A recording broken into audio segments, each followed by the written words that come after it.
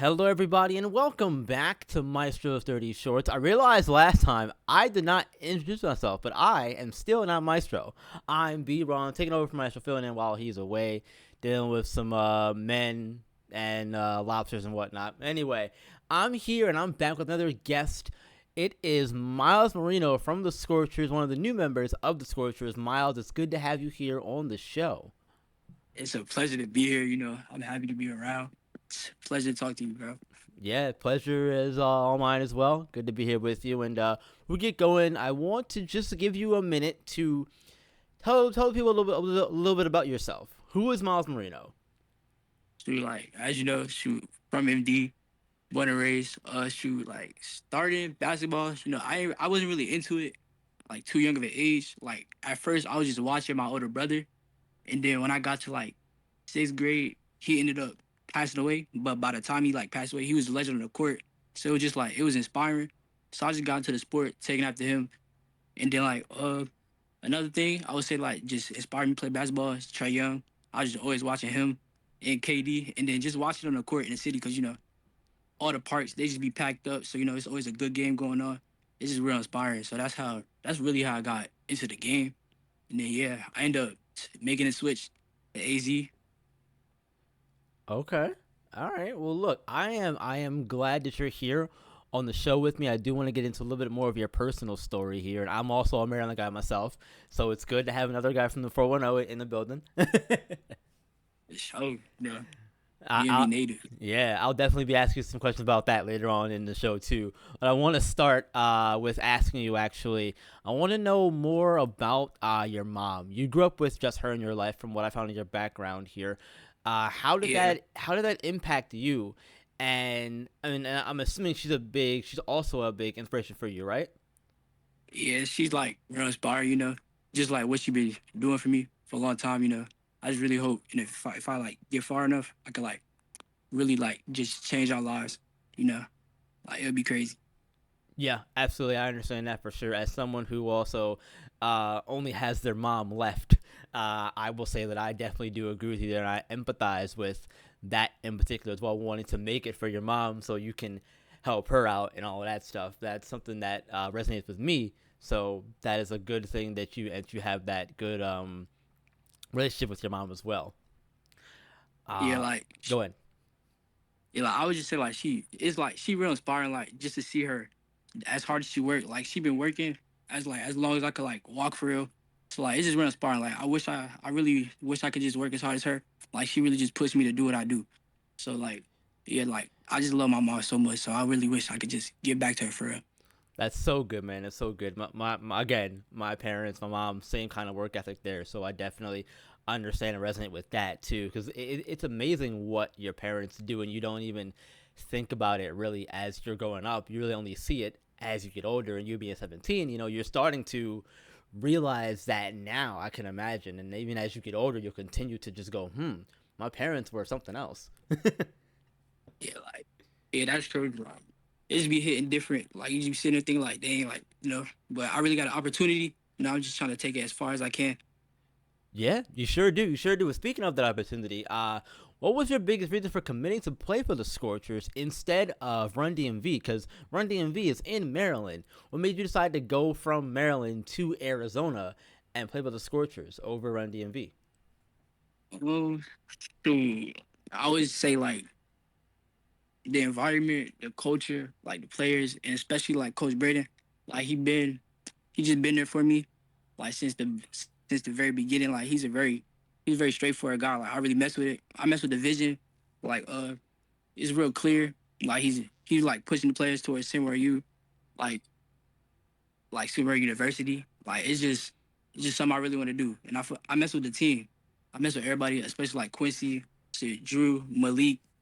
Yeah, like it's just a good environment. I mess with everybody over here. And then what? I mess with Run DV too. Like they got the player I know CJ Green over there. He Yeah. a real good guy. Like I mess with him. Like I mean, like I don't really know if I could have played there or not. Like maybe if I gave him more time, I probably could have got like the offer or something. Mm-hmm. But like that could have been nice. Like I seen it. I was thinking about that. But like my heart was just residing with Braden and the Scorchers in Arizona. Like the opportunity was just like too bright to pass up for me. I just had Okay, to do it. that makes sense. So they were the first team to reach out to you. The Scorchers were. Like like I would say like the third or the second, but like basically they was like the first team that really like stuck out. Oh, okay, okay. They made a good first impression. That's what it was. Yeah. Like, it was the first impression I was like, okay, I mess with this.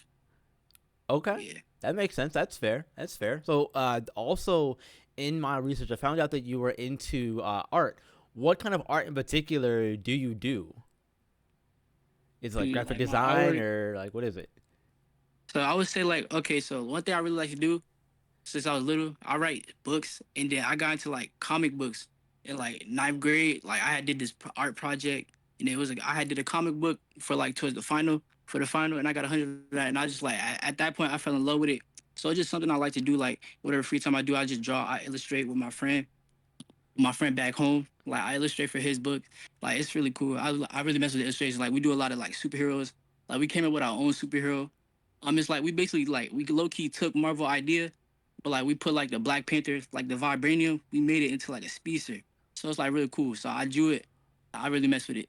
Okay, I don't okay. know. I love that idea. Can you tell me a little bit more about that, if you're able to? I don't want to, NDA something Right. like that. You know what I So mean? like yeah, I could tell you about it because like we're gonna do like he wanna do a book. I'm really mess with it. I wanna draw the whole thing with him. Like if I really have time with it, but I definitely want to get back home and definitely do that. But like the book, he wanted to do like he basically want to like create like another like Wakanda, basically a whole like he want to do a whole bunch of books, and that's basically how he want to start his like franchise with that hero, and then he want to like move on and then introduce like the villains and stuff. And I want to draw all for him. Like I really mess with the vision. Like he came up with the idea. We came up with the idea in class some years ago. We just been talking about it forever. So I really would like to do that with him.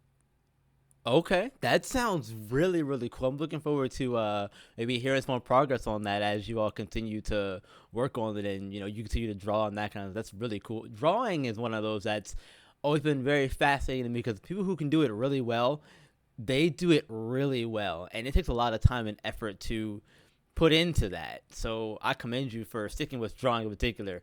I got stick figures. Stick figures. That's all I got, man. Stick figures. So I remember those days. But like, you could really work on that. Like I can get you right. Hey, Get some lessons in. I appreciate that for sure, for sure. Well, look, I know that one of the things that motivates you is individual success.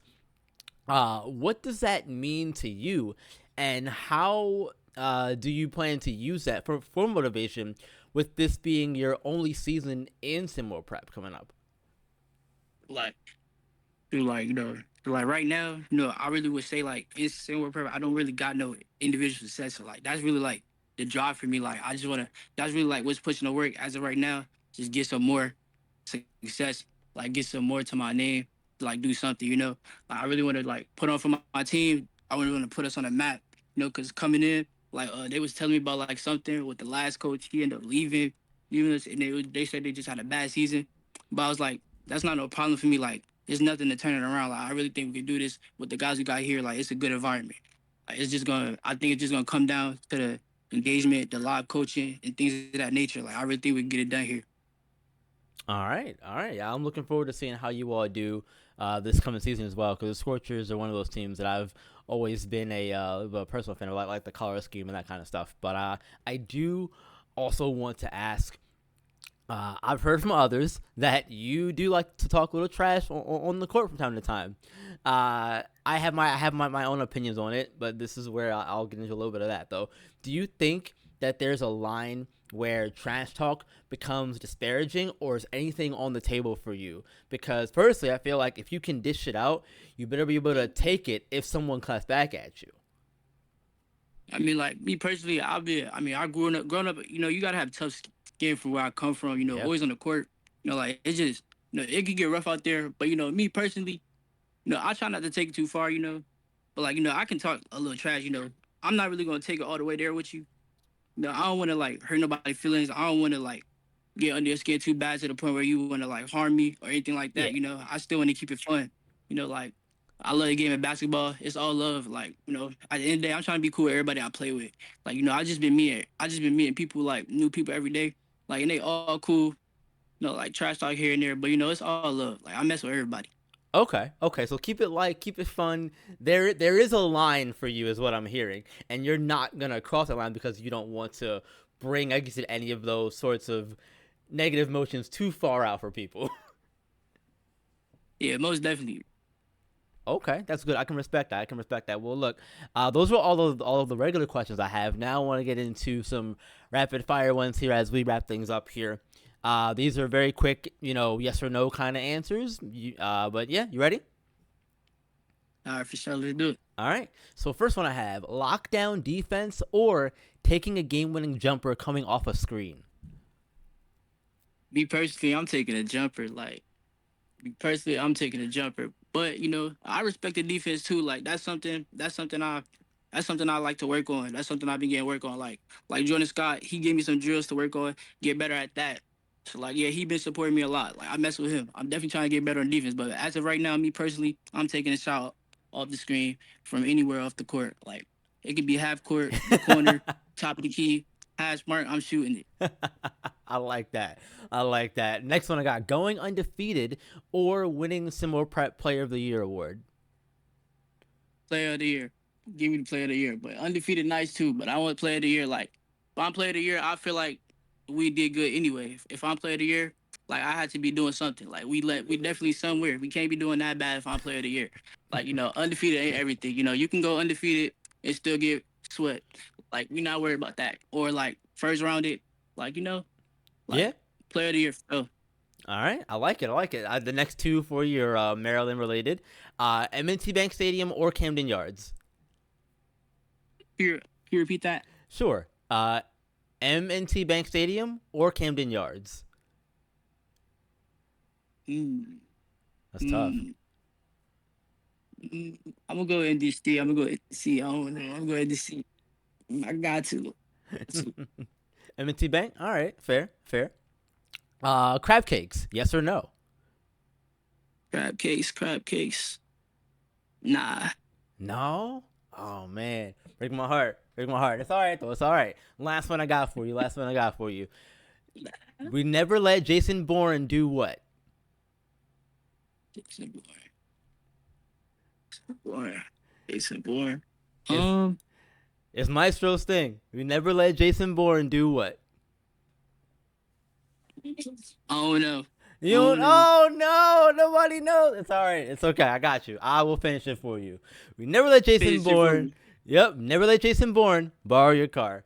Thank you Borrow all. my car. Yep, thank you all so much for joining us here on Talking Dirty with Maestro. Again, I'm not Maestro. I'm B-Ron. That's Myles Murino. Thank you, Myles, again for coming on. I really appreciate your time, young man. Looking forward to seeing how you do in your season here in SimWorld Prep and looking to see where you go in the future in SimWorld U and beyond.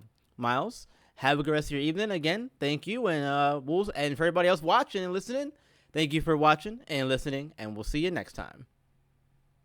Have a good one.